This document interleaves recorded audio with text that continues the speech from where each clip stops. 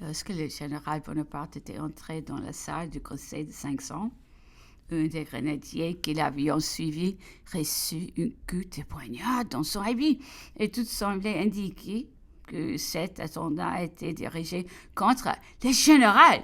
Et ce grenadier a été récompensé. Et je crois, capitaine, le député qui fut désigné comme assassin était corse et s'appelait Arena. Il a paru peu de temps après, impliqué dans la conspiration dont Carracki et Toppenot-Lebrun étaient le chef et qui avait pour but d'assassiner premier consul à l'opéra, à la faveur du trouble qui, quand ayant excité un jeton des pétards dans la salle, comme j'ai quitté la France peu de temps après la 18 première, je n'ai pu obtenir aucun détail sur cette affaire. Immédiatement après l'expulsion des députés, les membres du conseil qui avions été désignés pour aviser aux messieurs à prendre ces réunions et tout Paris et bientôt la France entière apprendront que le général Bonaparte était nommé premier consul et que messieurs de Campeserre et Célébrins lui étions joints avec les titres de second et de troisième consul.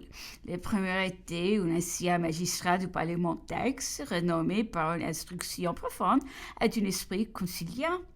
Il avait été membre de la Convention, son vote mitigé dans le procès du roi donnait la mesure de son caractère faible.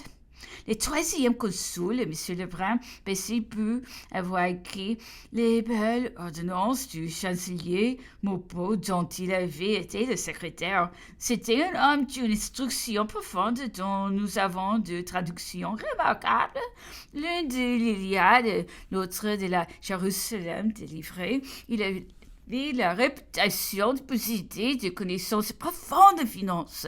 Les choix qui fit de Louis le premier consul fut généralement applaudi.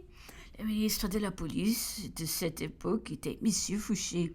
Depuis tout au 30, les 18 premières, il avait donné sa parole au général Bonaparte de les servir sans réserve. Mais les 19, me promenant dans les appartements de Saint-Cloud, j'ai rencontré un de mes anciens compagnons d'études qui s'appelait Thureau et qui je n'avais pas vu depuis ma sortie du collège. Il m'a appris qu'il était secrétaire général de la police et en les posant des questions, il m'avoua que son ministre l'avait envoyé à Saint-Cloud pour être témoin de l'événement, mais qu'il fallait réussir à tout prix car il connaissait assez son patron pour nous faire payer chèrement les crimes de la défaite. En effet, l'on a appris depuis que les messieurs de ce ministre avions été pris de manière à nous faire arrêter et probablement nous faire fusiller si entreprise de Saint-Cloud n'avait pas un succès complet. L'empereur a su cette particularité et comme il était fort, il en plaisantait quelquefois avec son ministre.